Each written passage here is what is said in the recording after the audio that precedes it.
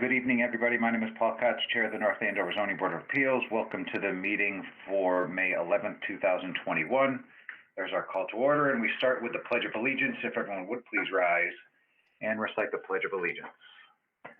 I pledge allegiance to the flag of the United States of America and to which it stands, one nation, under God, visible, with liberty and justice for all. Thank you, everybody. Being remote, I'm just going to do a quick roll for the record. I'll go up it. Frank Killalay. I'm here. Look at this. Steve Sidey. Present. Brilliant. Michael Liss. Here. Alexandria, thank you, Mike. Alexandria Jacobs. Here. Ellen McIntyre. Present. Alan Kusha. Here. Go through for the formality. Ron Fagan, have you joined? Ron has been feeling ill. He's been naturally excused. Needs to be excused, and I am here. Next, everybody, is a handful of announcements. For those of you who come all the time, feel free to tune out for enjoy the show. Everybody buckle in. I'm just going to be yelling stuff out. First one is the supplemental announcement regarding COVID and remote meetings, and that is pursuant to Governor Baker's March 12, 2020 order suspending certain provisions of the Open Meeting Law, General Law, Chapter 30A, Section 18, and the Governor's July 2nd, 2020 order imposing strict limitation on the number of people that may gather in one place. This meeting of the Andover Zoning Board of Appeals will be conducted by remote participation to the greatest extent possible. Specific information and the general guidelines for remote participation by members of the public and/or parties with a right and/or requirement to attend this meeting can be found on the Town of North Andover website, www.northandoverma.gov. For this meeting only, members of the public who wish to watch the meeting may do so on their televisions by tuning to North Andover GovCAM Comcast Channel 8 or Verizon Channel 26 or online at www.northandovercam.org.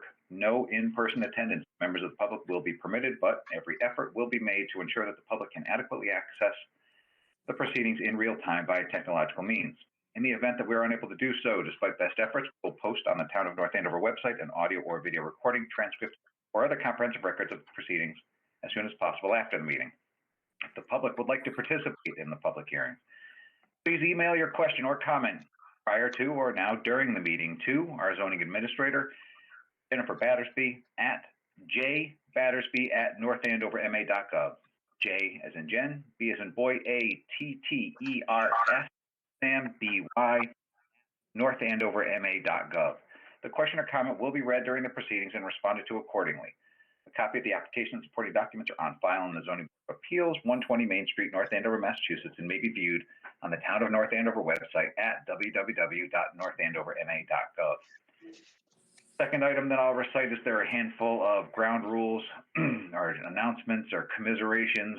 The first of which is that this remote participation stuff is absolutely unsatisfying and it's cumbersome medium for everybody. So anybody who is having those sensations, you are not alone. I share them. I also need to announce that we are using phone lines and this is being recorded. This is a public meeting of the North Andover Zoning Board of Appeals. If you are uncomfortable being recorded over your phone lines, then please hang up. When you're not speaking, please mute yourselves. Google Meet mute unmute is *6. Once you have achieved your first *6, then you can use the mechanical mute on your individual phones. But *6 is the dirty trick for Google Meets. As a reminder, papers are shuffling, clicks of the keyboard and the mouse, even breathing, it all adds up. So kindly mute yourselves when you are not the speaker. On the other hand, when you are the speaker, then please get as close to the microphone as you can. It improves the clarity tremendously and eliminates some echoes. And as a reminder, Google Mute Unmute is *6. Once you *6, then you can use the mechanical mute on your phone. Lastly, procedure. A couple of matters of procedures that demystify the votes of the board. All motions are made in the affirmative. Therefore, when a motion is made, it will be to grant relief. This does not mean or signal the board's disposition. It is merely a matter of procedure. Furthermore, variance and special permit matters all require a supermajority to pass. If 5 members are present, as we have tonight, then a matter needs 4 votes of the 5 voting members to pass. If there were only 4 members here, then we would need votes. It would need to be unanimous. Anything less than 4 and a matter is rejected and requires a 2-year waiting for refiling. With all those announcements out of the way, we're going back to the agenda. Item number 2 on the agenda is the acceptance of the minutes. If there is any discussion, let's fire away. If not, then we should probably enjoy a motion or two.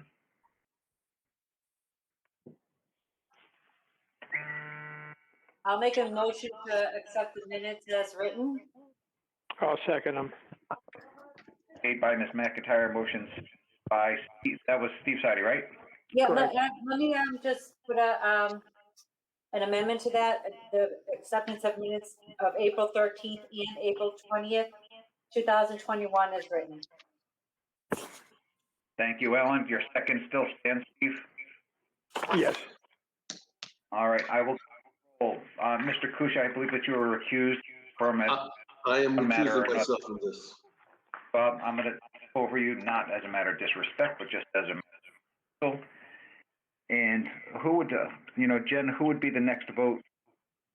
The first associate vote? Steve Sidey. Steve Sidey, and the second. Ron is not around. We'll need a second. Who would that be? Frank Colway. All right, we're going to go up the roll. The minutes as written. Frank, your vote? Aye. Steve? Aye. Aye. Ellen? Aye. And I am an aye, so we have unanimous approval of the minutes. Next item on the agenda, we'll take them both. Don't need to read a notice or anything, Mr. Clerk, so you just that. Take them together, 43 Linden Avenue, Lot A, and 43 Linden Avenue, Lot B. For anyone here from the applicant, this matter? I am Tom Zarico. Thank you, Tom. Can you tell us what's going on tonight? Sure. Again, Tom Zarico, 15 SD Street in Amesbury. I would like to withdraw both of these applications without prejudice, please. Thank you, Mr. Zarico. Is there, so this is just a procedural matter. The board does have to actually vote on withdrawals. That's another element of demystification. So that's why we're actually having a vote on this. We are not approving a variance. We are not denying a variance. We are merely voting on the request for withdrawal without prejudice. The applicant will be free, of course, to refile at or her leisure if he sees fit. For any discussion? Okay, figured if we look up and down the table, hearing no discussion, then can we have a motion? Let's do the motions. I'm sorry, let's do the motions individually, however. I'll make a motion to withdraw the variance for 43 Linden Ave, Lot A. Thank you, Ellen. Second. I'll second. Second. I think I heard Mike second. Yep, that was me. Awesome. Okay, we'll go. I'm a little confused myself. We'll go the roll again. So it's Paul, can I make an amendment to that? I just want to say to withdraw without prejudice. I just want to add that little verbiage into that. Sorry, a little rusty. Thank you for the verbal clarification. That is how it would have been written, but obviously the oral record should reflect that. Thank you very much, Ellen. Your second, does it still stand with that amendment, Mike? It does. Brilliant. Then going up the roll, Steve? We're voting it's an aye, yes. Okay, thank you. Mike? Aye. Andrea? Aye. Ellen? Yes. I'm an aye, so there are 5 ayes to approve the withdrawal of 43 Linden Lot A. May we have a motion on Lot B? I'll make a motion to withdraw the application for 43 Linden Ave, Lot B, without prejudice as well. Thank you, Ellen. Is there a second? I'll second it. Thank you, Steve. Going up the roll, Frank? Yes. Mike? Aye.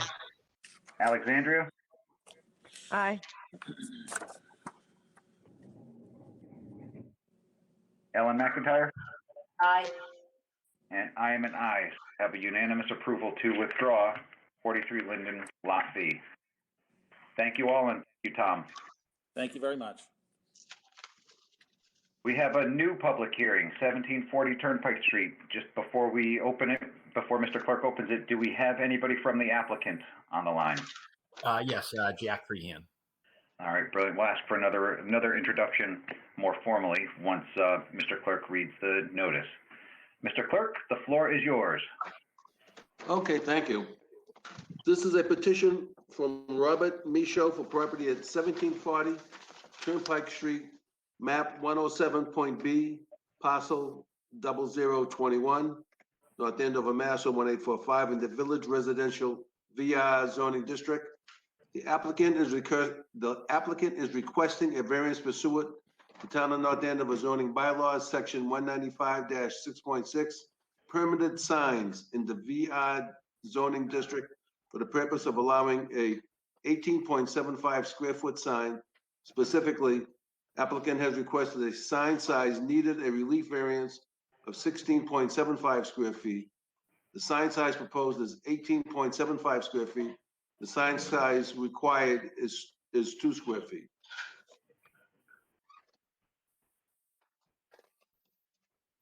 Am I missing anything? That's it? That's on there. Applications to finish it off? Yeah, so basically we're at 1740 Turnpike Street, right at the old Girl Scout house. We were under the impression that it was, business zoned. We're a tenant, to be clear. And so we're trying to put up a sign like our neighbors that would be within, I think, 25 square feet is what is allowed in, traditionally along that street. And so we're just looking for 18.75 or roughly that for the size of the sign. And, it's going to follow all the regular setbacks. It's actually going to take place of a sign that was previously there for a temporary real estate sign within all the setbacks. Thank you. Thank you very much. Any questions, comments, concerns from the board for the applicant? I do. I mean, I've seen a lot of sign permits.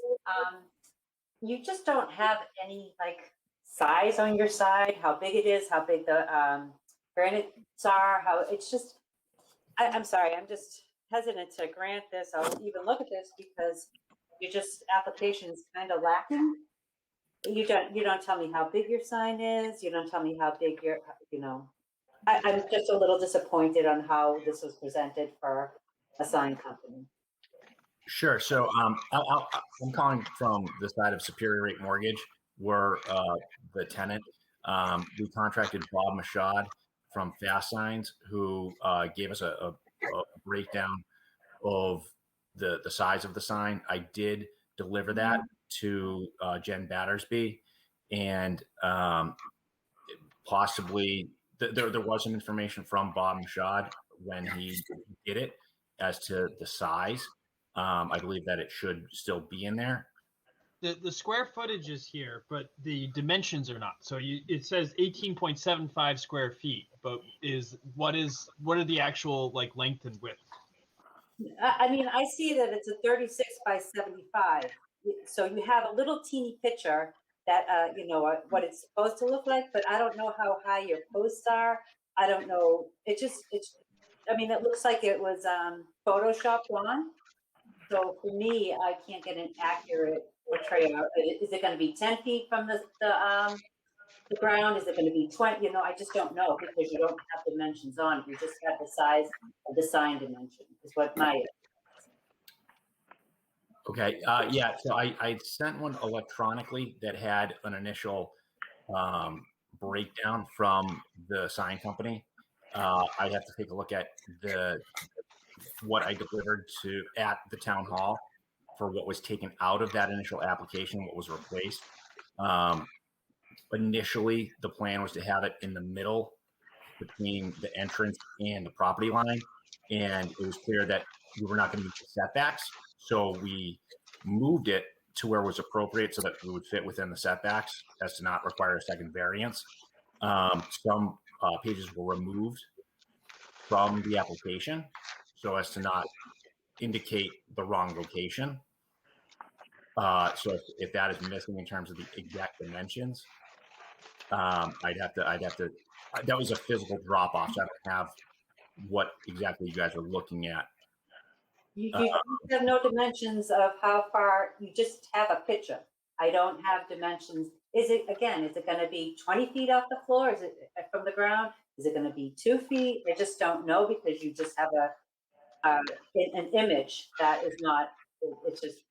Okay, so you have the dimensions, just not from the actual sign. So you have the image of the sign, but from the bottom of the sign to the ground, Correct. you don't have. Yep. Okay. Whatever fits within the city guidelines. 2 feet. Then we're fine with the 2 feet.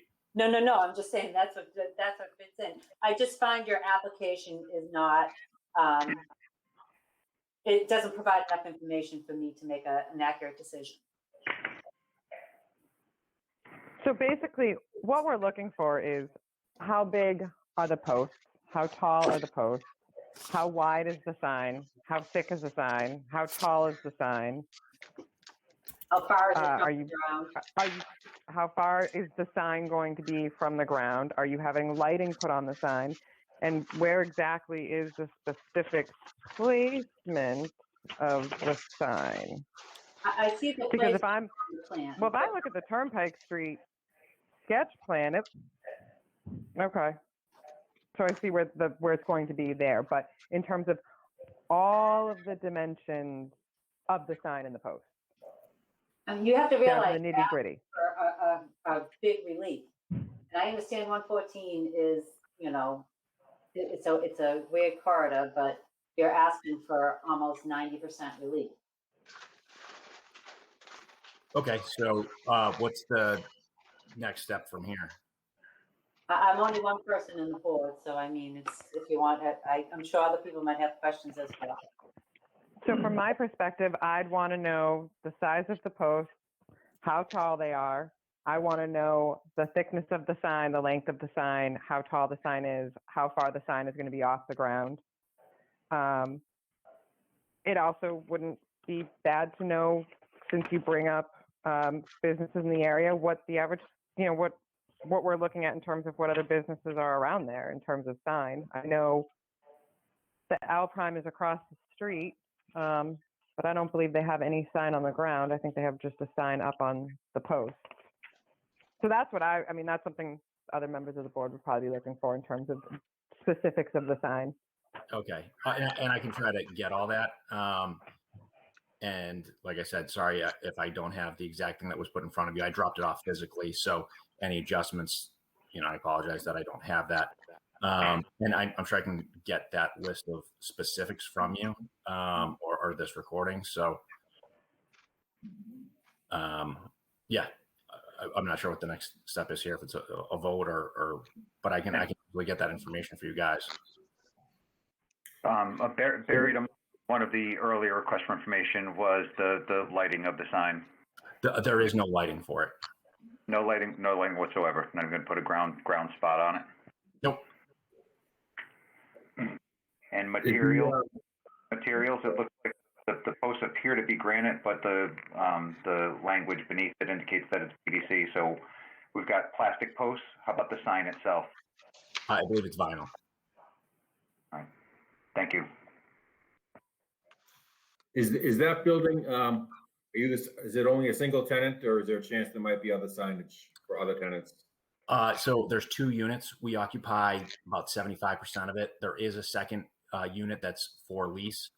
Because of traditionally in that zone, you can go up to 25 square feet. We didn't occupy the full 25 square feet available for the sign. So we left room that if there was another tenant that they could take use of that space. On the same sign panel, or would they have to fit within the business guidelines of 25 square feet for the sign? We left room for another tenant to go through the same process. I'm sorry, help me out. Why are you saying 25 square feet? I don't know what your zone for 2 square feet. What are you saying, My 25? understanding is that being on that road, other signs based on the zoning can go up to 25 square feet. And so going along that theme, if we were to get a variance, we would have extra room for the additional tenant to take that additional space. I'm sorry, you're confusing me. So you're asking for 18.75, but you want to go up to 25, or you're only allowed 2? I'm not requesting that. Okay. I'm just requesting for what was in the permit. So a second tenant would have to come in and request another variance? I guess so, yes. Oh, okay. Let me ask, there's a blank, at least based off of the drawings, there's like a solid blank chunk at the bottom of your sign. At the You're bottom. not talking about a potential other tenant could go in that spot. You're talking about a completely different sign.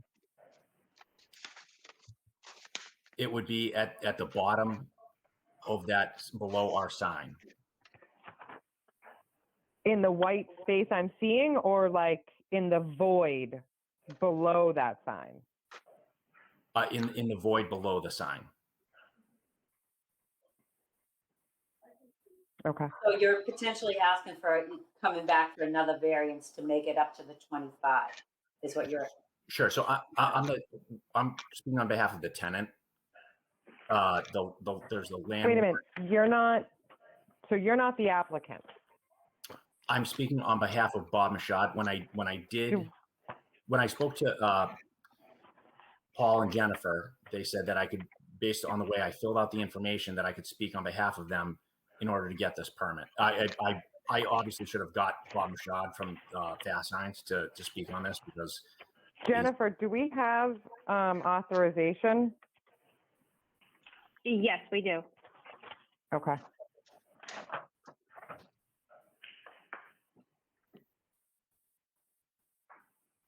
Can I say something? yes. I think this is a total embarrassment of what you people are making this poor man go through for the simplicity of a sign. He's not looking to put up a thing like a strip club or drugs here. He's putting up a sign for a mortgage company, okay, on Route 114, where there's thousands, maybe not thousands, hundreds of signs. He's just trying to open up a business and trying to bring something good into this, the town of North Andover, in a vacant building. You people are putting him through the ringer. I just don't understand why. Okay, you're giving the zoning board of appeals a bad,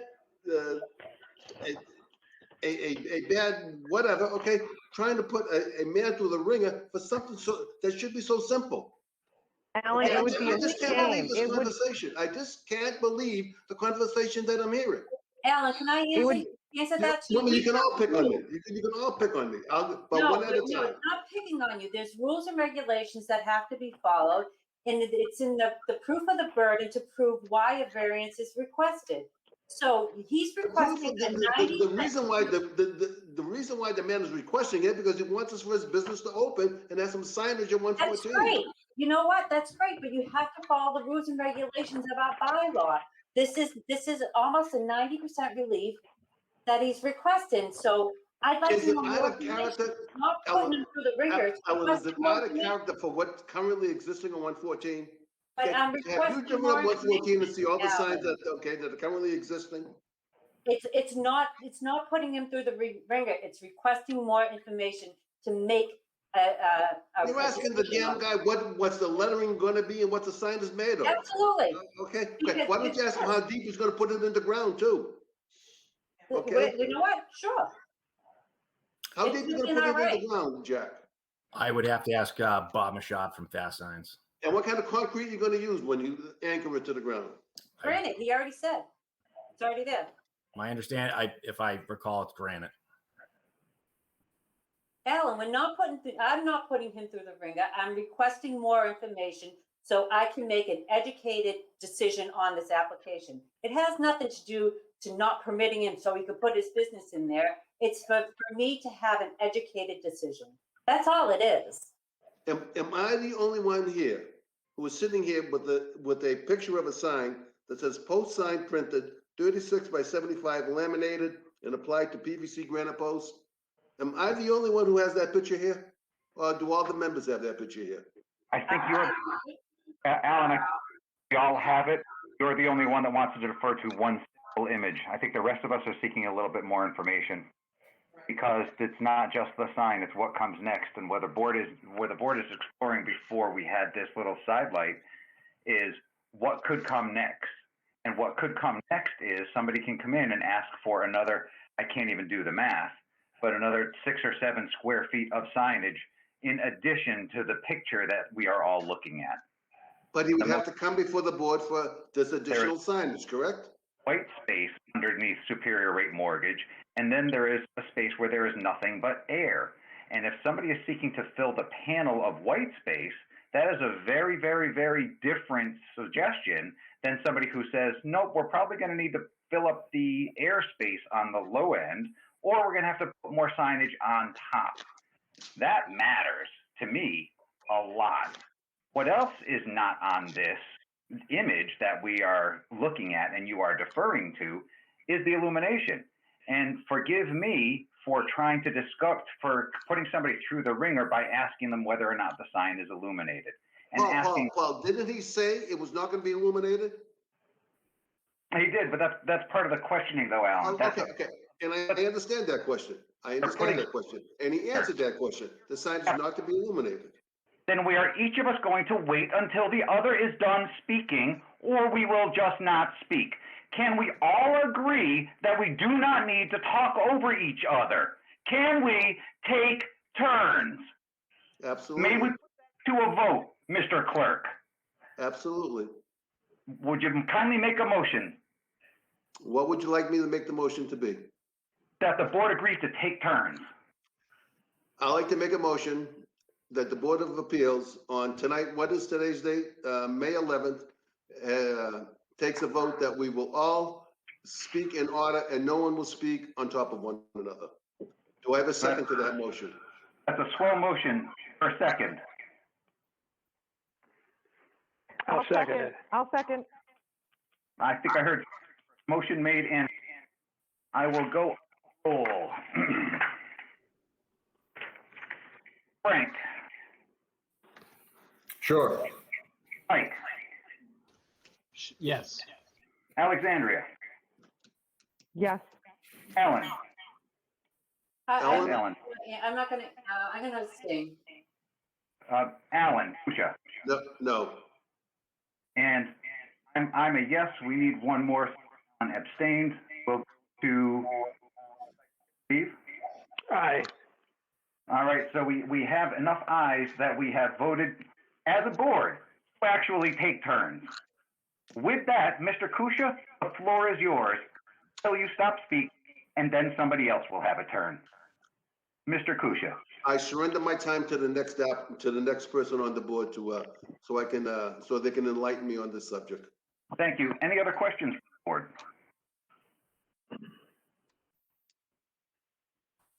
All right, looking up and down the table, seeing and hearing no further questions, I think the applicant has heard his or her homework. So, Mr. Crean, are you clear on what many of the board members, not all, have been requesting from you? Some dimensions on the sign, some more details on the sign design?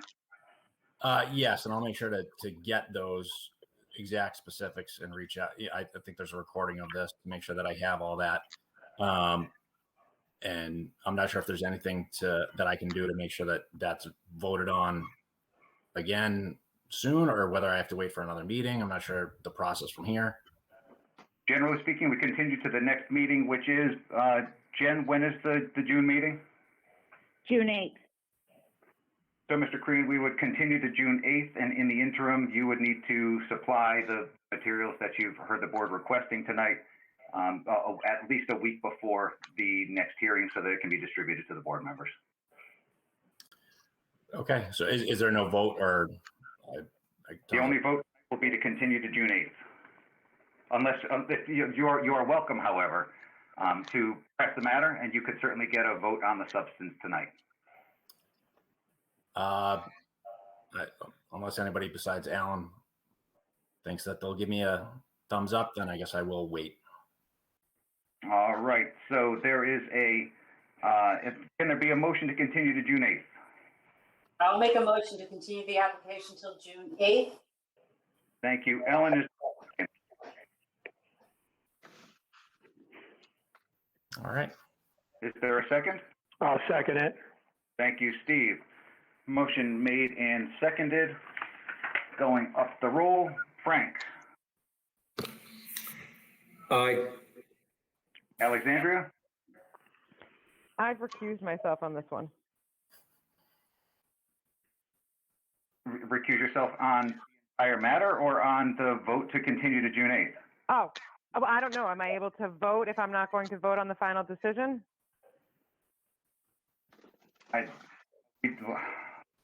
Alexandria is recused from the whole matter. I missed that detail earlier in the evening. I apologize, everyone. Sorry, Probably best if you recuse, not to be asking the applicant questions. gotcha. We will skip Ms. Jacobs. We started with Frank was an aye to continue to June 8th. Let's do Mike on the motion to continue to June 8th. Aye. Thank you. Ellen McIntyre. Aye. Mr. Kusha? Aye. And I'm an aye. We are continued to June 8th. Would you kindly connect with, Mr. Crean, would you kindly connect with Jen Battersby for any time waivers that may be needed? Yep, will do. Thank you very much. Next item on the agenda is 510, 530 Turnpike Street. Do we just, we will do a formal introduction after the reading of the notice. Have somebody, applicant, however, on the line. Yes, you have Brian Vaughn, and Matt McGarry is possibly going to be tuning in during the course of this. He had a tree fall that he was dealing with. Okay.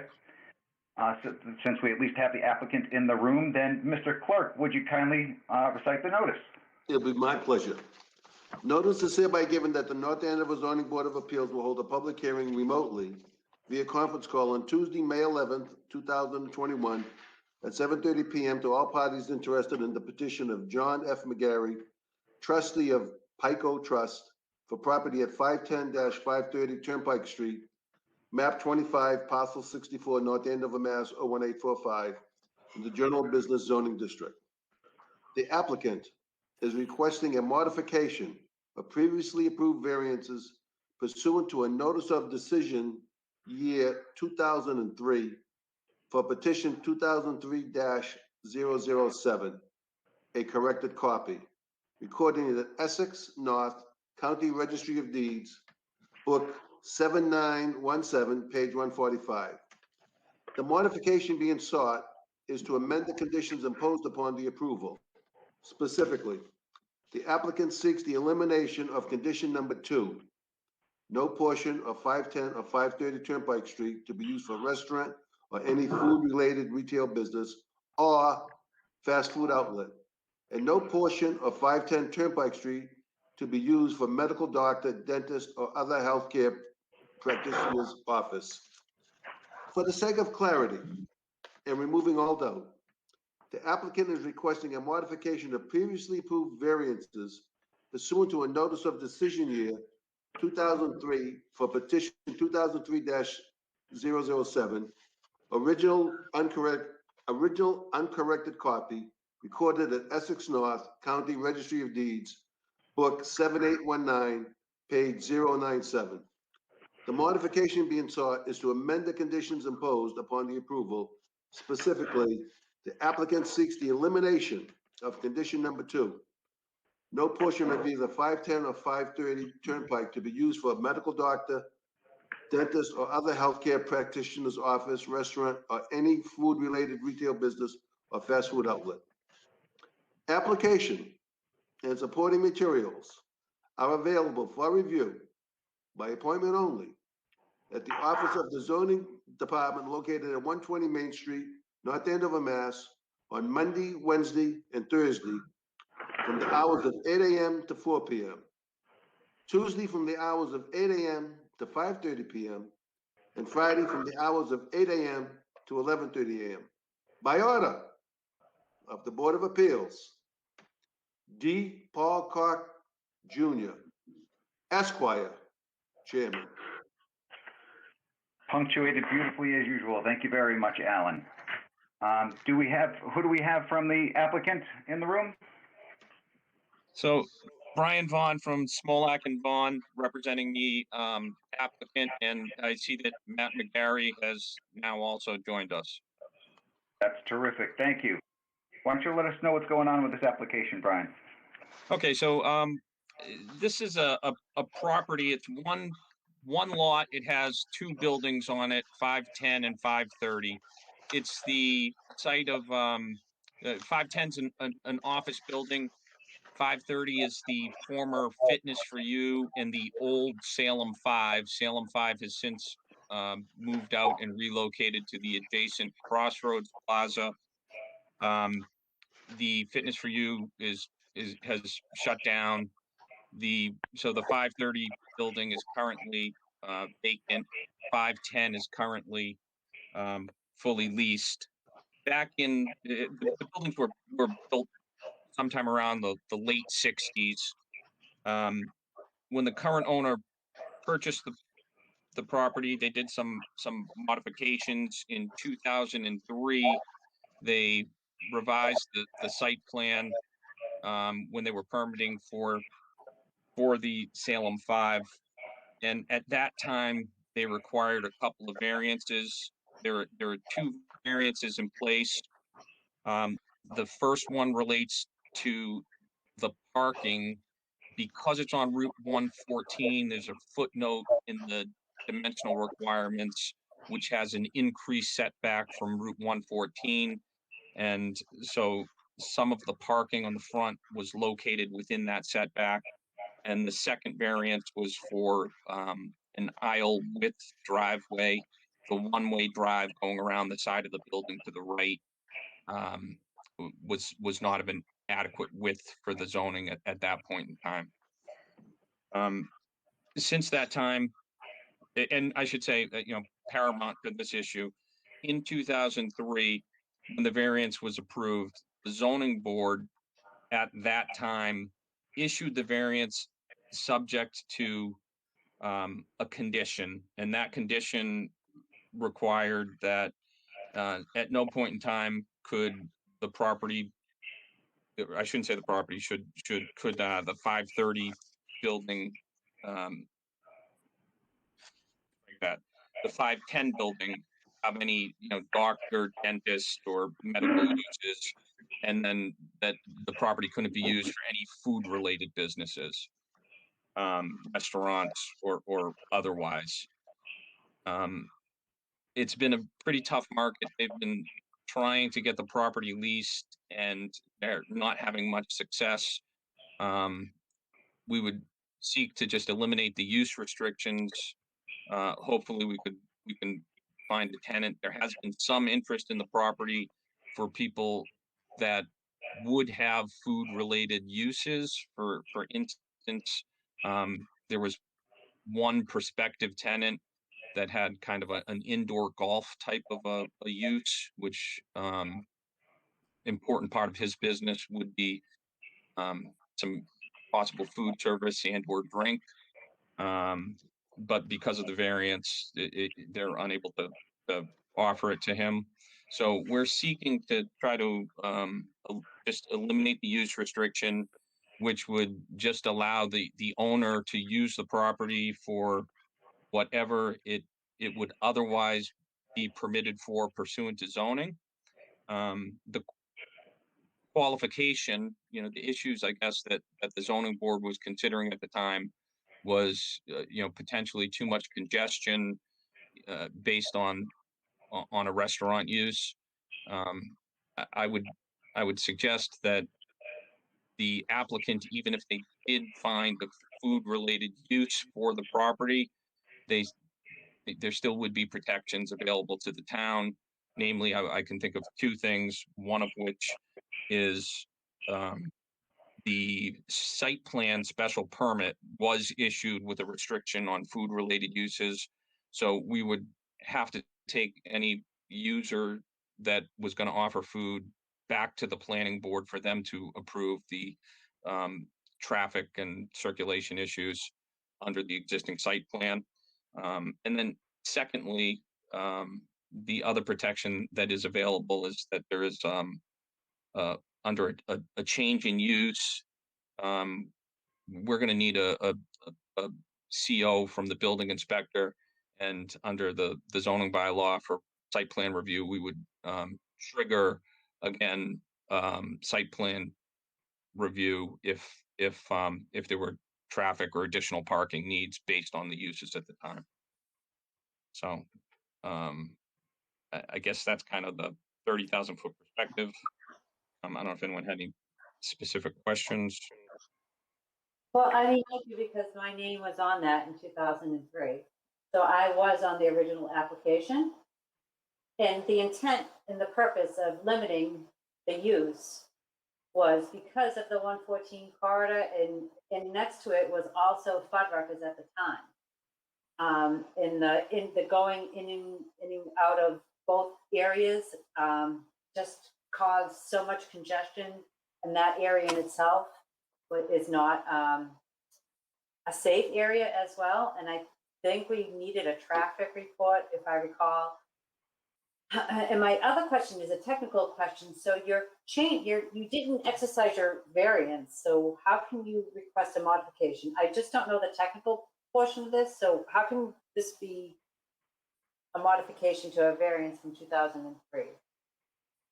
Well, we did exercise it because the proposed improvements were the parking improvements along the front of the driveway in the within that front 50-foot setback. So the actual parking spaces were constructed at that time. But you didn't use I mean, this is an 8-year-old variance that has lapsed. And so should this be a new application, or is this a modification to an old application? I'm just trying to wrap my head around the technical part of this. Yeah, so we're requesting a modification to the old variance, but to the existing variance. Paul, help me here understand this, the technical part of this. How can this be? Shouldn't this be a totally new application because they're changing it? Or I'm trying to understand why it's a request for a modification as opposed to a new application. Probably because perhaps some of the confusion, and Brian will certainly correct me if I'm wrong. I think I heard earlier a statement that the original variance wasn't exercised, and so perhaps this should be a new variance. And to that, I think I heard Mr. Vaughn say that there was construction, and the width of the driveway and the landscape buffer and all of those things were incorporated into the whatever modifications were made to the site 18 years ago. So just in starting to answer the question, Mr. Vaughn, do I have that right? Yes, absolutely, okay. That is correct. The proposed improvements were in fact constructed on the ground within a year of the variance, or so they have been constructed. It's just that there was one of the conditions of the variance was a use restriction, and we're now, at the time, the owner, I presume, was okay with it because they were,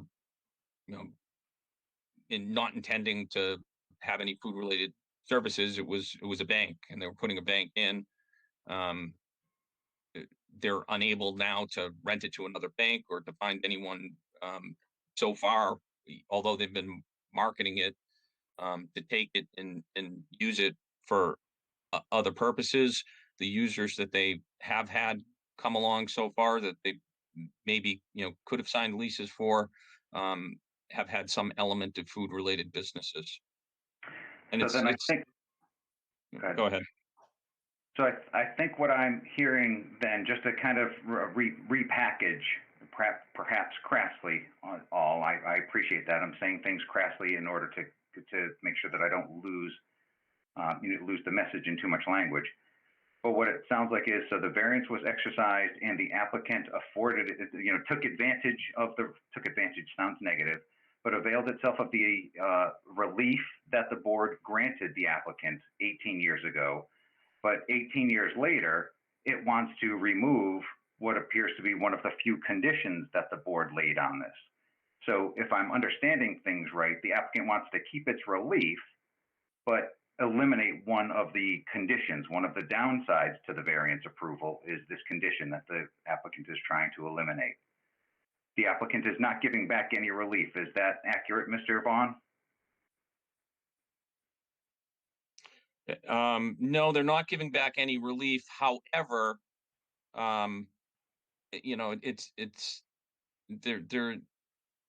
there's another situation, I guess, kind of at play in as much as there's also been subsequent zoning changes which draw a question as to what extent some of the variances were in fact even still necessary. So for instance, the drive aisle width potentially may actually even comply to current standard, but we're dealing with it was constructed pursuant to the variance. It was an existing variance, and the safer manner of dealing with it, in my opinion, is to seek the modification of the use restriction.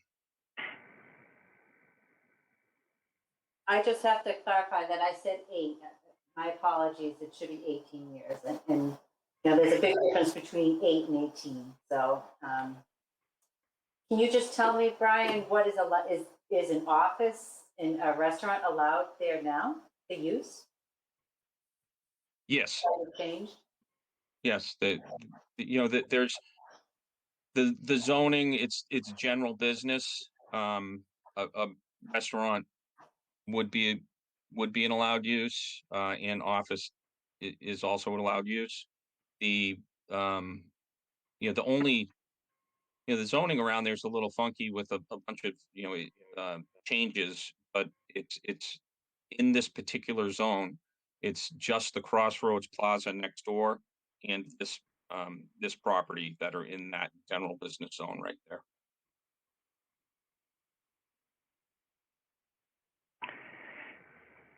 And so I know many of us are probably saying it over and over again. I say it in order to make itself more clear to sink in for me.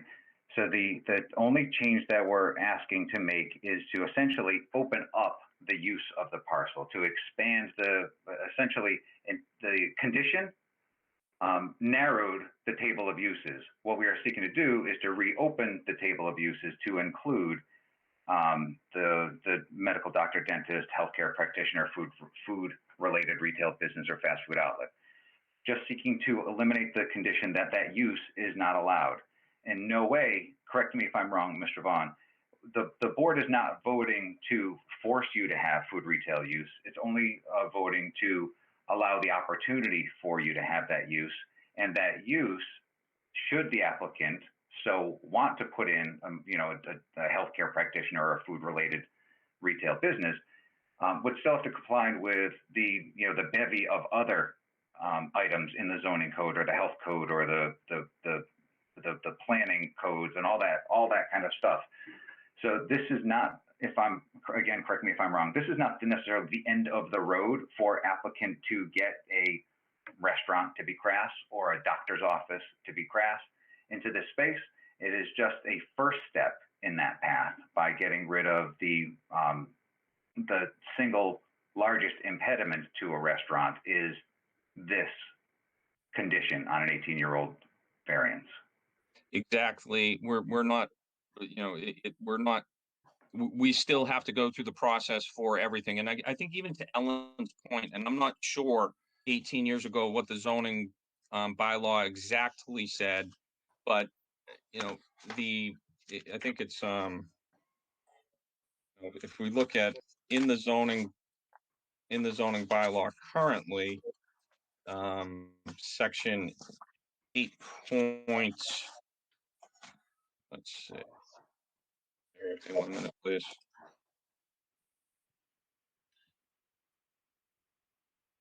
Yeah, so section 195 8.11, developments which require site plan review.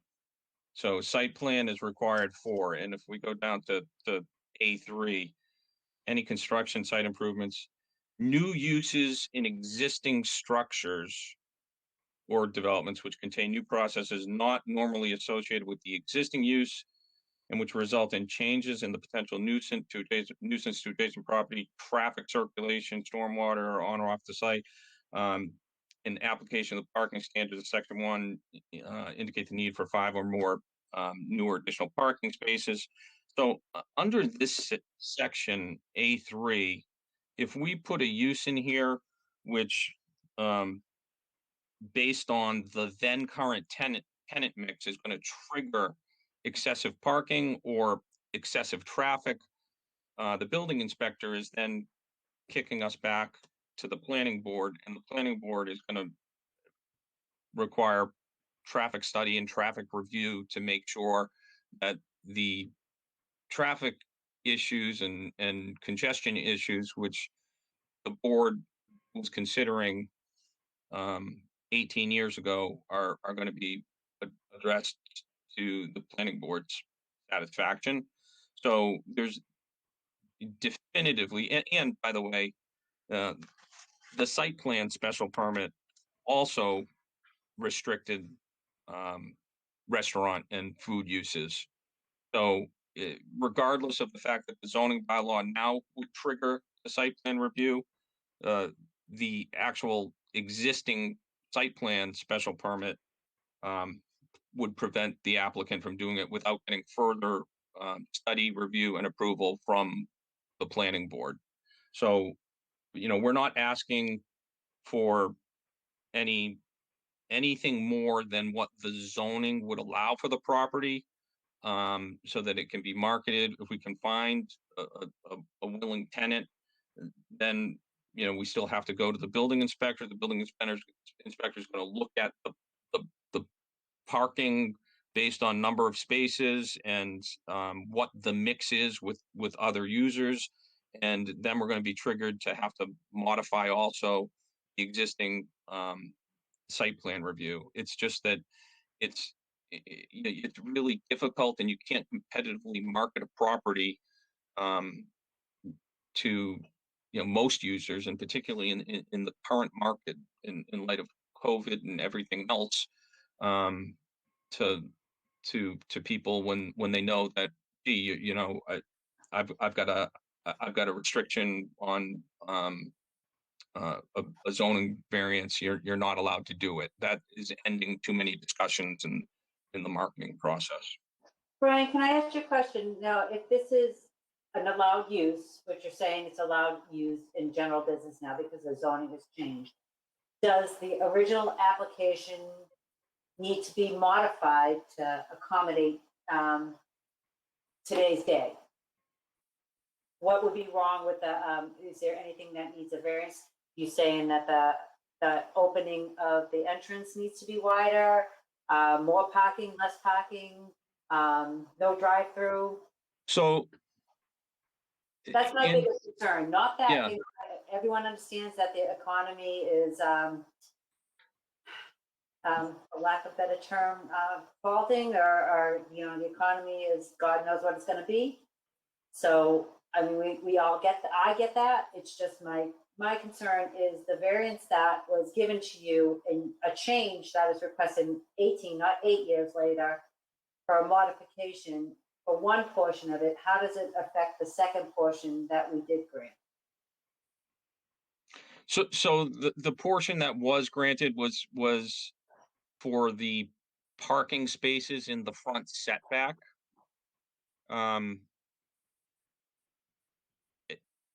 The total number of spaces needed, it is in 2008 and after the zoning changed such that in 2010, the parking requirement based on then current uses had been reduced. But for those spaces to exist where they exist, we need the relief of the variance because the footnote in the dimensional requirements, it's still within that setback. So, I mean, I suppose potentially, based on tenant mix, you could end up with not needing those spaces and potentially could have them removed. But My issue is I don't want to grant something and make something worse. Because I do actually, for some reason, remember this application because all those parking spaces in the back, I think aren't included in your property, and there's a fence there now or a hill, that those 1 through whatever spaces in the back, isn't that part of the dermatologist? I know this is configured very strangely and how they put a fence up and then they put a dumpster up, and there's some just weird goings with the lot lines of this property, if I recall. I don't want to make it worse. No, I think what you may be thinking of is there was a variance that was granted in the benefit of this property, and there are 10, I believe it was 10 spots, but there's spots to the rear which are included in our parking lot, are part of our parking lot that are that we have an exclusive use variance for. Excuse me, exclusive use easement for. I know, and the other thing you may be confusing it with was at one point in time, there was some issues with the butter where there were potentially people parking on in the Crossroads Plaza and walking over to this property, and since that point in time, I believe the butter installed a fence. So that you can't access those parking spots to those parking spots 1 through 25. No. Those are the parking spots that we had an easement for. There's a fence there now, or an embankment. Pretty sure. I'm just looking at this and I'm looking at the configuration of parking and I'm like, wow, I allowed that? Oh my God. And I think now I know why we did the restrictions, because if it was full capacity with all those uses of a restaurant and doctors, that this parking lot would have been a nightmare.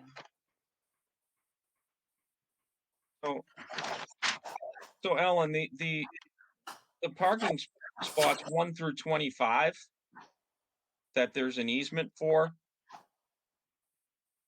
they're not blocked off by a fence.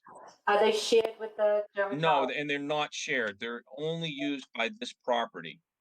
If you would think that they are part of this property. They're the parking spots, the 25 spots along the very rear of the property, and they are while part of the neighboring parcel, they cannot be accessed from the neighboring parcel or used from the neighboring parcel. They're only accessible from this property.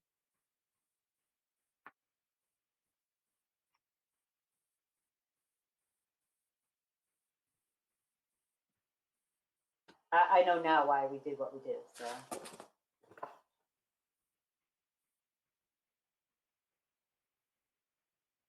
Hey, Brian, there's nothing about this modification that changes the number of parking spaces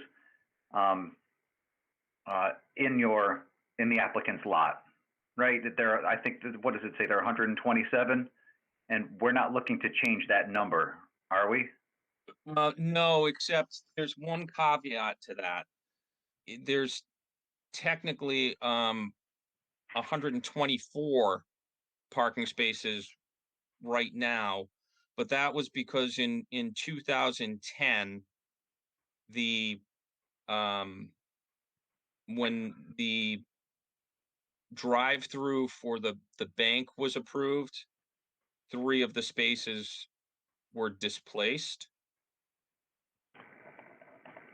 But at that point in time, based on the then current uses and after the zoning change, we only the required parking was only 114 spaces.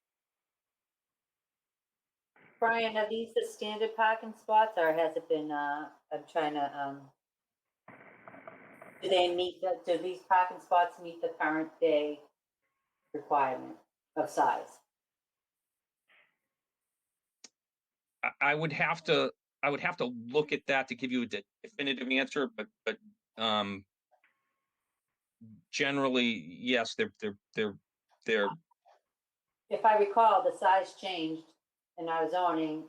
I don't remember when. I don't know if it was 10 years ago or 18, but I know our parking size requirement changed. So that might be an effect on these parking spots. yeah. I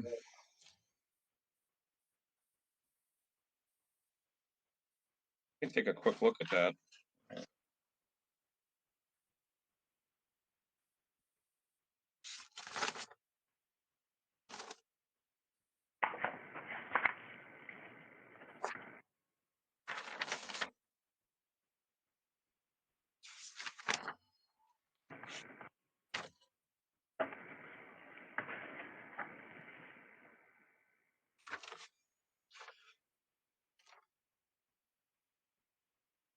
You know, Brian, I'm also looking at the side of the building where there's parking and there's the one-way existing. That's pretty narrow for a fire truck to get around. Right. That's the interesting part of that though, Ellen, is the width is 22.5 feet, and where that one parking spot is, the width is then at 13.5 feet. Where I think the current drive aisle width for one way with parallel parking, which that is 12 feet. So although there was a variance granted for that, I think under current zoning it actually complies. I'm not sure what.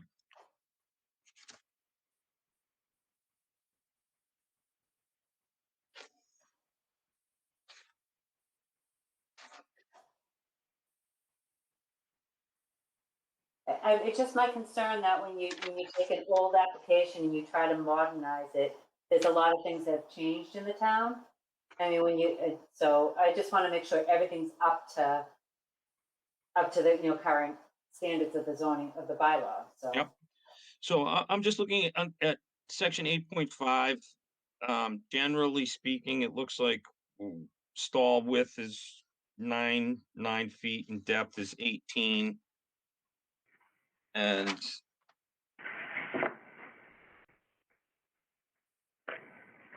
these spots generally seem to be at that width and depth. If you look at one parking spot 102. 9 by 18, I think, underneath the note. All parking spaces are 9 by 18. Is that what it says? No. And all handicap spaces are 8. I can't see what that says either. It's kind of smushed. So if you look at the bottom center above Christensen and Sergi, professional engineers, right in the middle, and above that there's a note on your lot, your plot plan. Yep, it says all paving and sidewalk areas are new and or reconditioned. All new parking spaces are 9 by 18. all new handicap spaces are 8 by 18. And do you have enough handicap spaces if you change the use?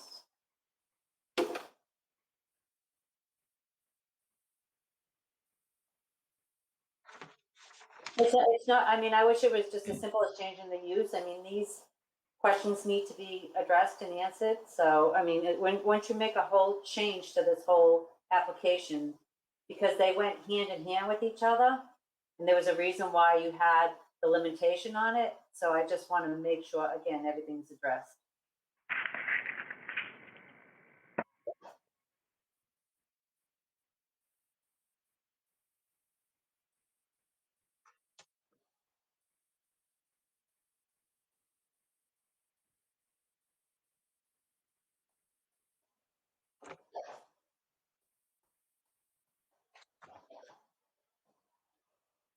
So it it does look like the parking lot sizes comply with current zoning as far as the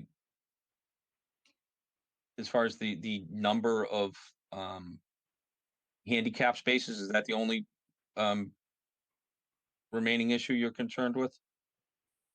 They all go, well, yeah, the size, I just want to make sure you can get a fire, I don't, again, the condition was, you can have, not so much you can have this, you can do this if this is met. And I don't want to take away one and make another one worse. So it's just, everything needs to be looked at again in current day zoning.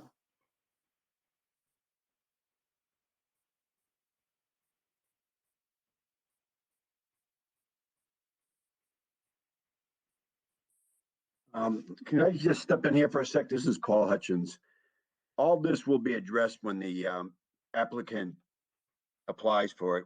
This is what we look for. They will have to comply with parking. They will have to comply with the ADA parking, or they're not going to be allowed to do it. So that falls back under us. When we get a full plan, that's what, they'll tell us the size, the use. That's how we determine the parking. They'll have to comply or they can't get the permit. They'll have to change either their parking or their width, take out that spot on the side. So that, like I say, is all looked at once the applicant does apply. It'll go to building, it'll go to planning, because they are creating more than 5 parking spots. So all that will have to be decided on through us at that time. So once we know the use and what they're asking for, then we can tell them the amount of parking they're going to need, the number of handicap spots. So that all falls back on us. All they're determining is that they'd like to try to change the use back to what general business is. So that's just my 2 cents. That's all. Thank you, Paul. But I mean, my concern was there was some relief granted on that variance. And again, it's just like, do you create your own hardship by making a matter worse by allowing something? So I understand that you guys have all your, checks and balances in place, but right now it's in front of, the zoning board where I'm looking at an application to say, I'd like a change. Is this going to affect X, Y, and Z just so I can get A? So, I mean, I understand that. So, I mean, again, it's in front of us for us to review as well, too.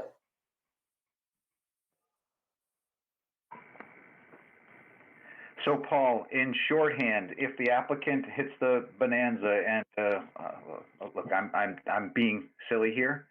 If the applicant hits the bonanza and actually leases out, 9,300 square feet to a first-class restaurant user, then I don't know what the parking count required would be, but whatever it is, my suspicion is that it exceeds whatever the applicant has on site right now. And if the applicant has parking needs pursuant to its uses that exceed what it has on site, then will it need to return to the zoning board for relief? Or is that handled elsewhere? Is that handled by the planning board? The planning board is the only one who could reduce parking. Gotcha.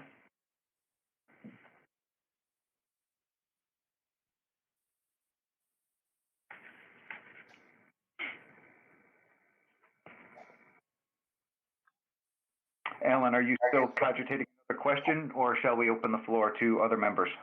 No, other people can talk. Is everyone just being quiet because I was yapping? All right. I'll just- No, not because you're yapping, Ellen. It's because the board voted earlier to be civil and take turns. So we want to make sure that your full turn is exercised before we get another voice. It is, I'm all set. Thank you, Ellen. Looking up and down the table to the board members, any other questions or concerns? Yes, I have one.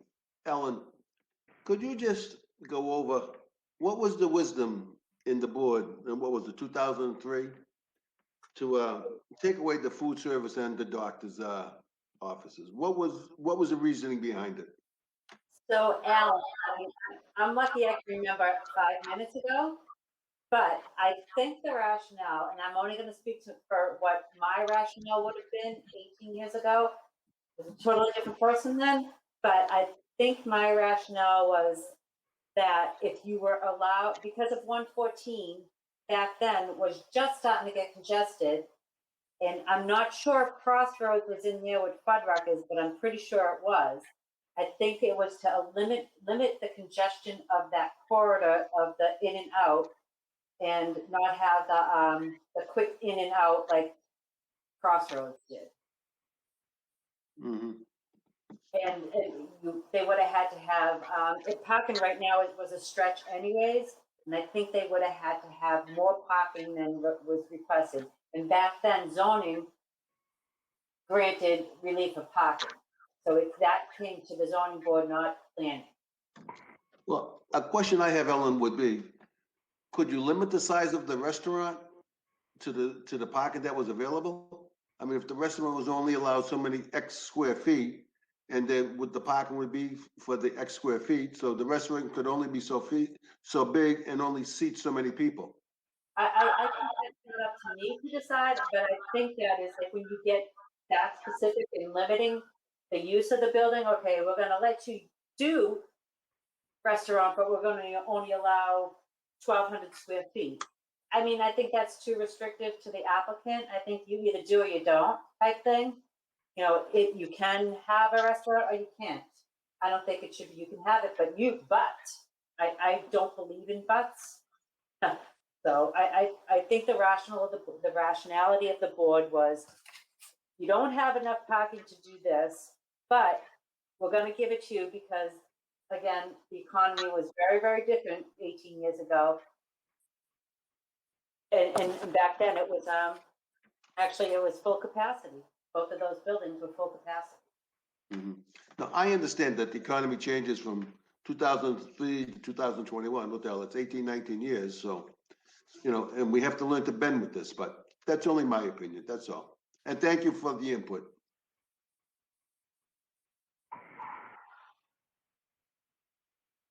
With that pause, I'll offer the, a derivative of that, or maybe it's just a simple repackaging. And for that, if it's merely that, then I apologize.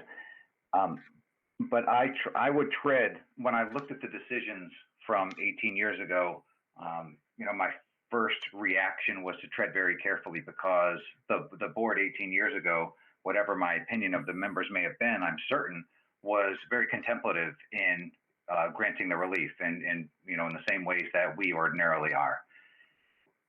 So therefore, if the board was contemplative in granting the relief, then the board 18 years ago was similarly contemplative in placing the conditions on it. And with Ellen's, reaching into the recesses of her mind, sharing what was likely her thought pattern, and I've got to imagine was likely a thought pattern shared by other members of the board, helps to put in perspective why the conditions were there. And if we fast forward the 18 years, such as Alan is noting, and that circumstances have changed, then while I would be very conservative to tread on the will of a board who saw this matter 18 years ago, I am persuaded, whether by the applicant or the conversation that we're having now, to revisit what the conditions may be. And understanding that the code may be different, the tenant mix may be different, the marketplace for prospective businesses coming in may be different, leads me in a direction that, I'm not going to say eliminates, but it certainly assuages lots of the concerns I have in, boy, I really don't want to poke the board from 2003 in the eye by, just disregarding the conditions they put forward. In my mind, if we have an applicant who on the record is saying that they're having an awful lot of trouble filling a vacant building, I have two things: believe them or not believe them. And again, on the record, I need to, in the absence of another set of facts, which certainly may come later on if there is public comment here, I got to believe that the applicant is more than commercially reasonable, is probably using its best efforts to find a new tenant and would love to not be in front of this board seeking to get relief and spending the time and the dollars and the resources and the bandwidth for an uncertain determination. So again, I'm not necessarily leaning one way or the other as far as a vote goes, but I admit, much more open to the prospect of allowing a use that was previously restricted. And part of what gets me there are the words from Mr. Hutchins that offer a backstop to whatever. If I have good judgment or bad judgment, at the end of the day, there is somebody to catch me if I trip. Even with good judgment, I could still be wrong. So if I am wrong in some way, then the building inspector, I have to believe that the building inspector is going to catch it, and or the planning board is going to catch it, and I am not going to make an irreversible, mistake or make life too hard for, as Mr. Kusha commonly points out, make life too hard for a business person who is trying to put a business in North Andover and make North Andover a vibrant and productive destination. So I don't necessarily know where that leads me, other than the inspiration from the conversation that Ellen and Alan were just having. So I'll shut up and figuratively look up and down the table and ask the board members if they have any other questions or concerns. We could certainly open it up to public comment and have more discussion by the board after that. But I do not want to overlook anybody. So again, looking up and down the table, anything from the board members? This is, I guess, more of a comment than a question. This is Mike Liss.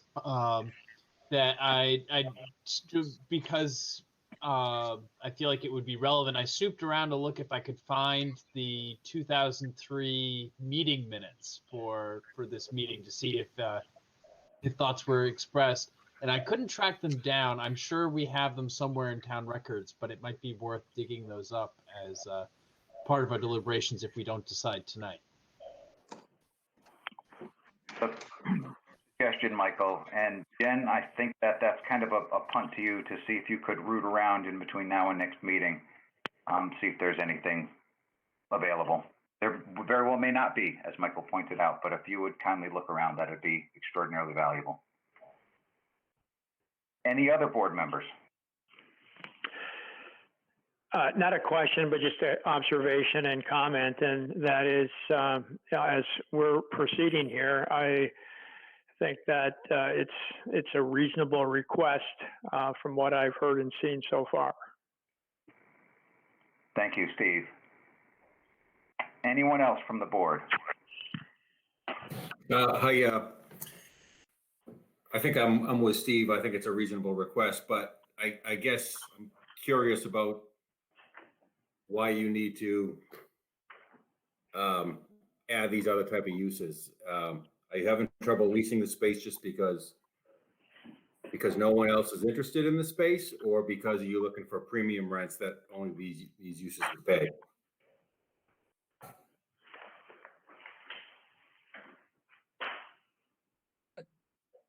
Matt, I don't know if you want to. I think you're on mute.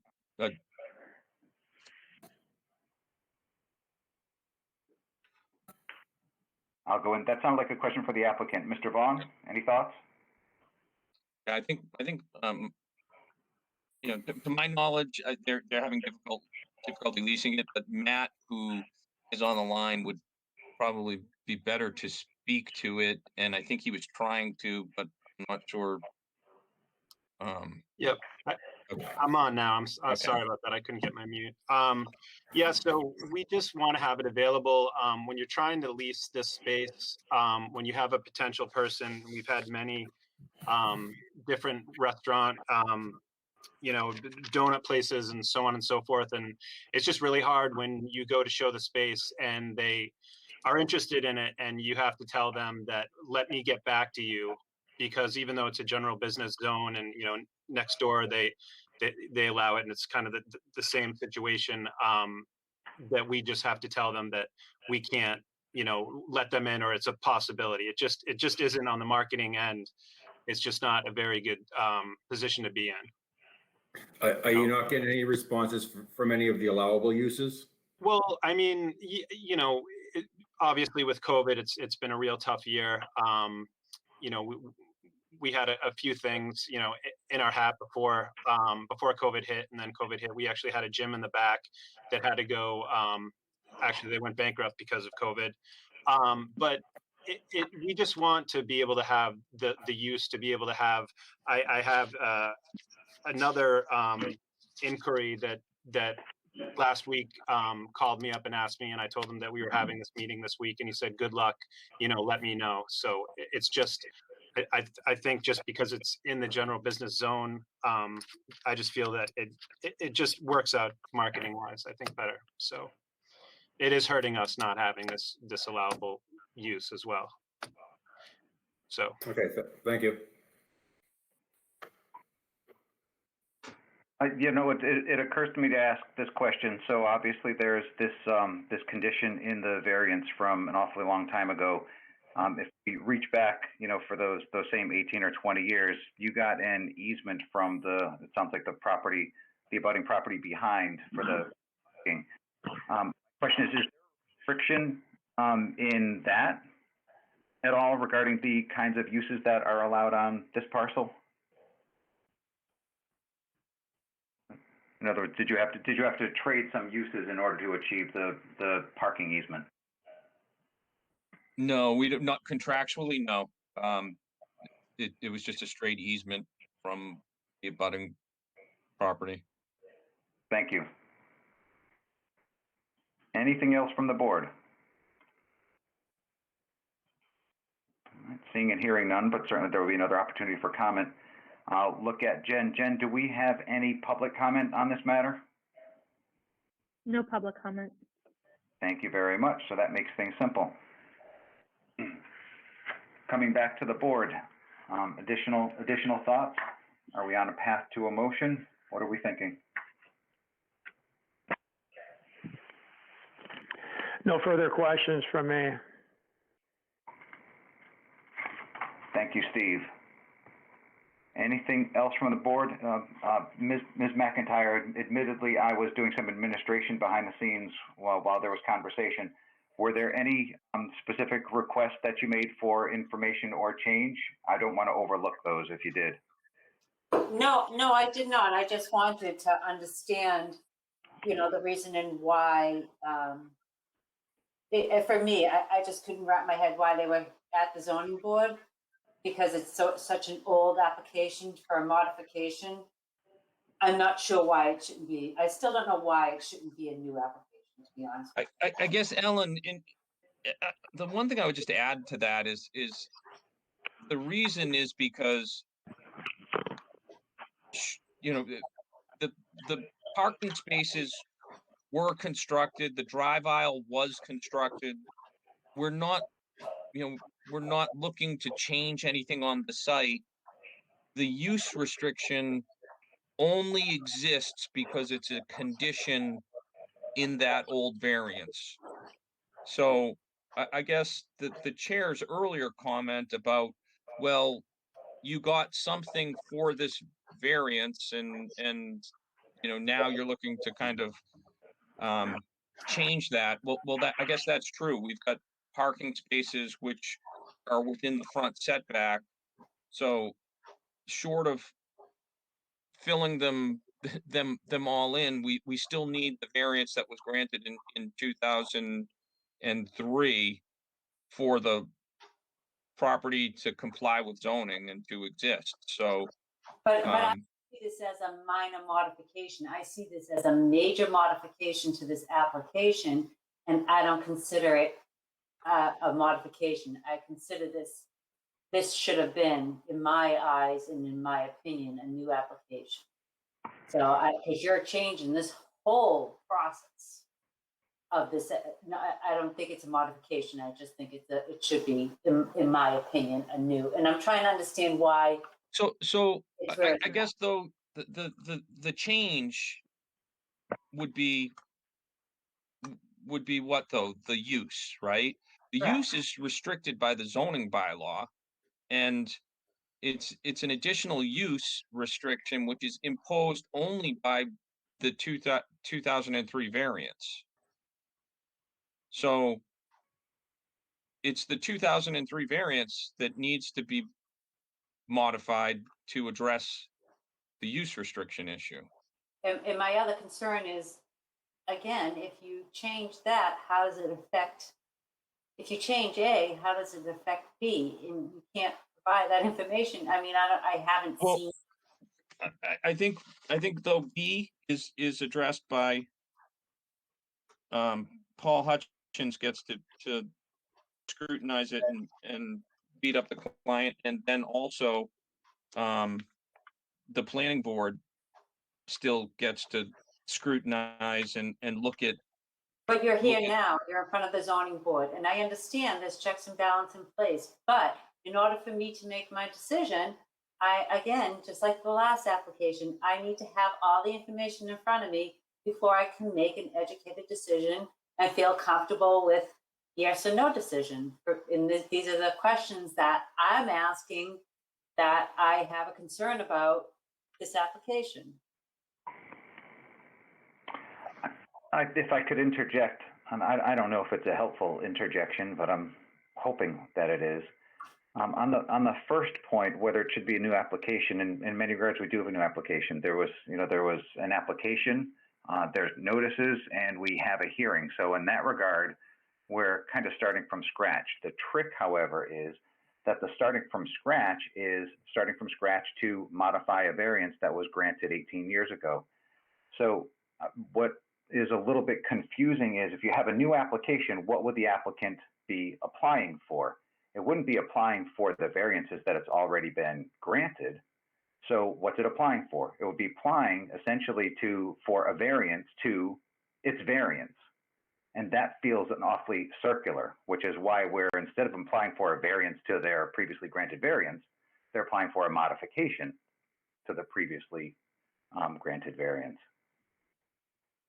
So that's kind of again, don't know if it's helpful, throwing it out there. On the second point, the how does A impact B is a concern that I certainly share with Ms. McIntyre. And in this case, what the B is what's unsettling for me, and I'm not putting words in Ms. McIntyre's mouth, but what's unsettling for me is that the B is entirely unknown. We don't know what the B will be until we actually get the uses. And, if we're getting a food use, how big is that food use? If we're getting a doctor's office, how big is that doctor's office? Because that will impact the parking counts. Everything else after that, I don't think necessarily that that things are set in stone until we get the uses. Once we get the uses, we can make the calculations, we know the B. So what's hard for myself, not speaking for Ms. McIntyre, what's hard for myself is, boy, what are the unintended consequences of allowing A for a B that's unknowable at this time? Which is why earlier I had said I have to take some comfort and some belief in the fact that other regulatory powers behind us or ahead of us, as the case may be, such as the building inspector and the planning board, will take that ball and play the ball correctly or better or properly or whatever adjective we want or adverb we want. So I'm similarly unsettled by that. And I look at the application and I look at the site plan and I look at the overhead on Google Maps and say, I've just got to do the best I can. And how much do I sit here concerned about putting a restaurant in this building? Or how concerned am I about a doctor's office being put in this building? You know, as far as the uses go, it's kind of hard for me to object to, this is me personally, it's hard for me to object to a doctor's office going into this building. It's hard for me to object to a restaurant going into this building. Where I could object, and this is where I think Ms. McIntyre and I are meeting, is where I could object is if all of a sudden we've got 10,000 square feet of that and the parking cuts don't work and the drive-by, oh my God, what a mess have we made? And I guess I sit here thinking I may be having bad judgment in offering that I'm not all that concerned about a restaurant going into this building. Should I be? You know, if 10,000 square feet of restaurants going in there, perhaps I should be. And so that's perhaps what I'm guarding. Is there a way to guard that? Yeah, sure. Let's say they can only have 1,200 square feet of restaurant, to borrow the example offered earlier. And as was pointed out, that's awfully hard. That's not even a half measure. That's mostly restrictive. Why bother? Either do or don't in this matter. And that's a place that I'm certainly aligned.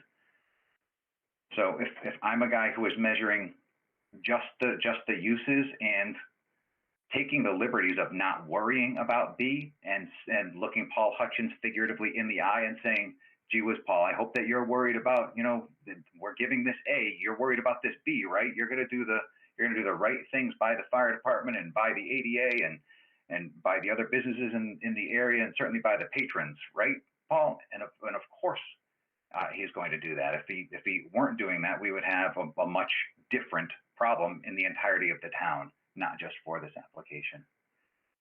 So once again, I don't always know when to shut up. And I always shut up too late. So I'm going to shut up. I think, Can I ask you a quick question? The building inspector or inspector of buildings or whatever it's called now. Would this? I'm sorry. Would this require a parking study? Absolutely. Absolutely. Anything that requires over 5 spots would say they did put a 10,000 square foot restaurant in. That's 150 parking spots. It's 15 per 1,000. We wouldn't allow it. You can't do it. So we don't try to fit something in that can't fit in. So that's where we have our checks and balances, is that between building and the planning, if we once they give us the plan and they show what they're putting in there, we do all our calculations, say, no, that doesn't work. You cannot put a 10,000 square foot. You could put in a 5,000 and that would be 75 spots. So that's how that works, So how do you restrict that though, Paul? Do you just say, this is the limitations of it? So you can have this, you do the buts, you can have this, but it is only going to be this big? Absolutely. Absolutely. Okay.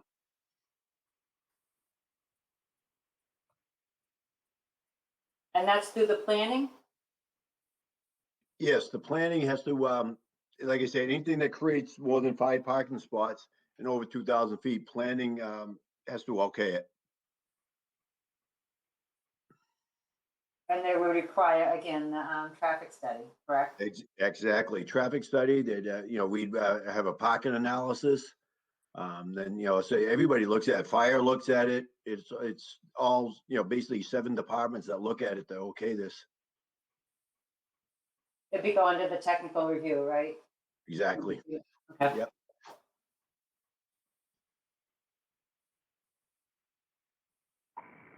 I just remember when zoning was invited to those technical review committees.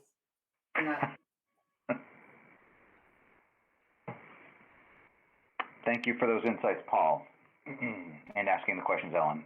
Looking up and down the table, anything else from the board?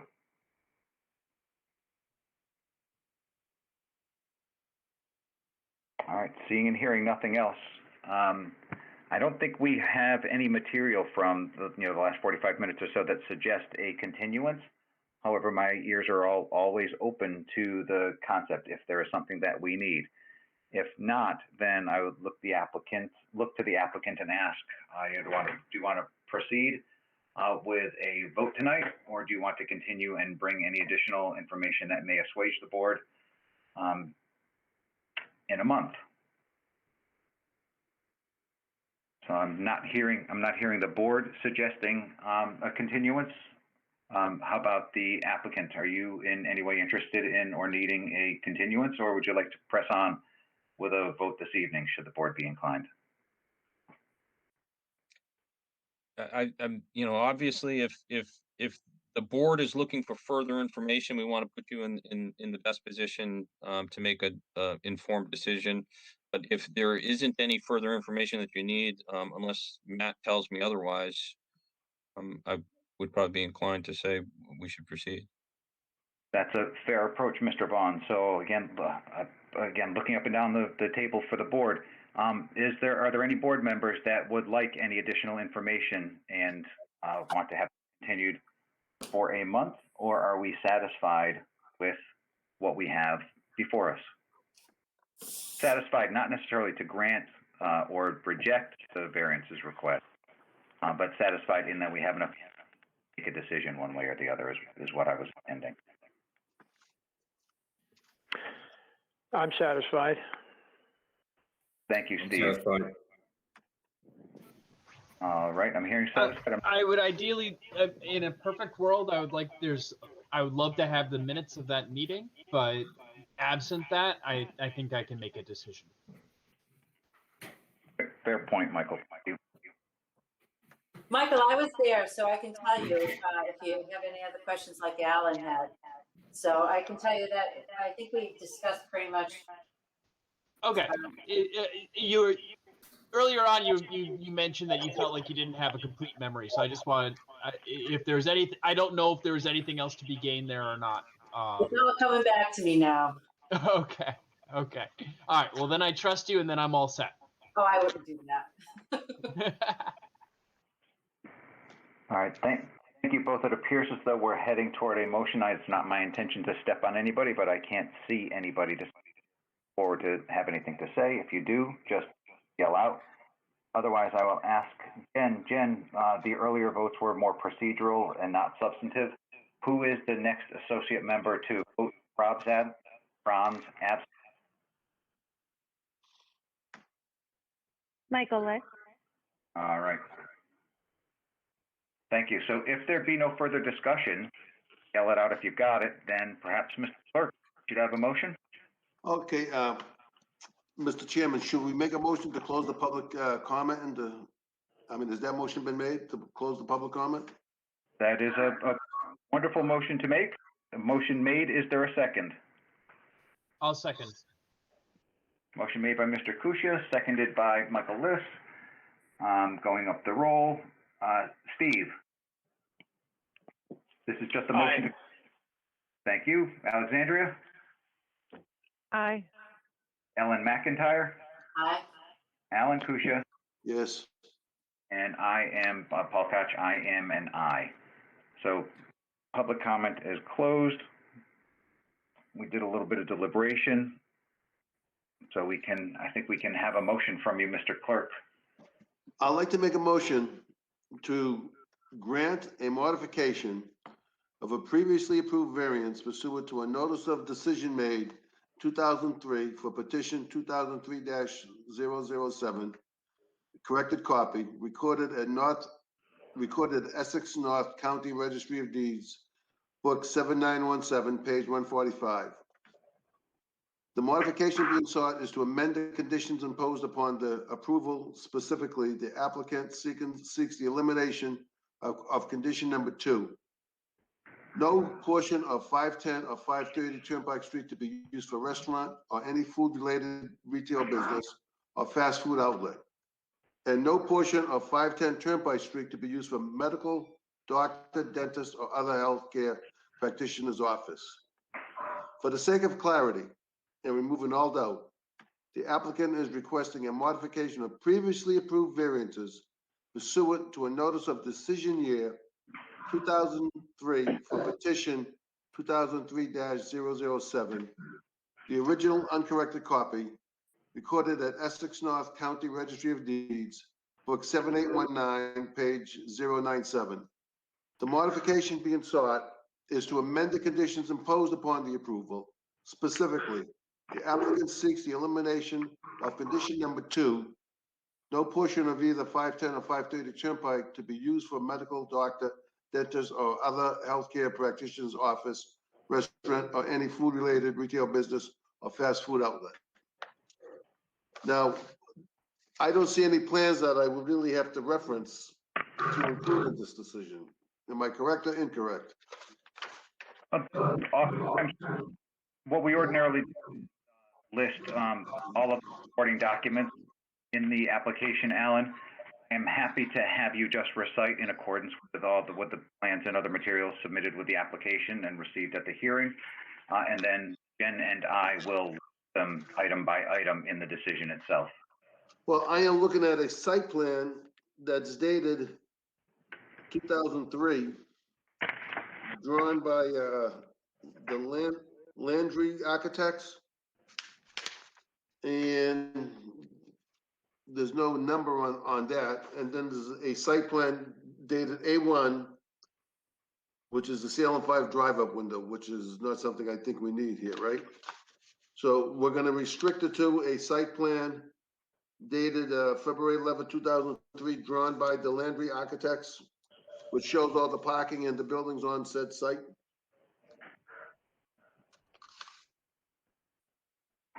Thank you, Mr.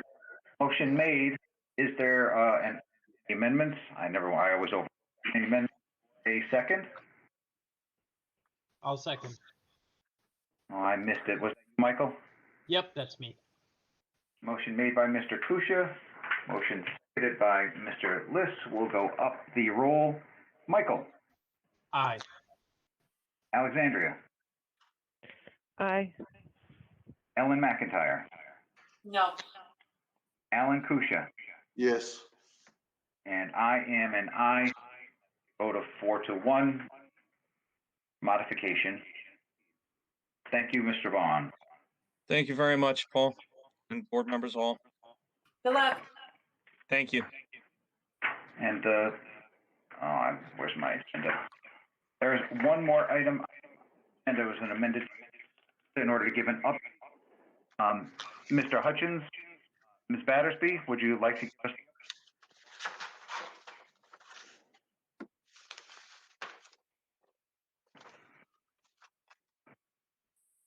Yeah, Paul, or- so the Ferber Avenue house was demolished.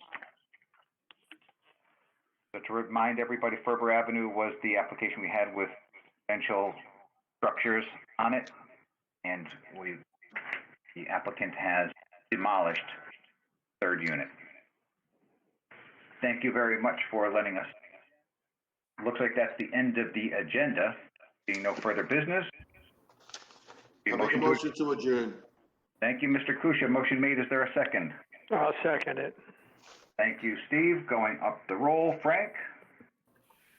Yes. Alexandria? Yes. Ellen McIntyre? Yes. Alan Kusia? Yes. Paul Koch, I am an aye. We are adjourned. Thank you all.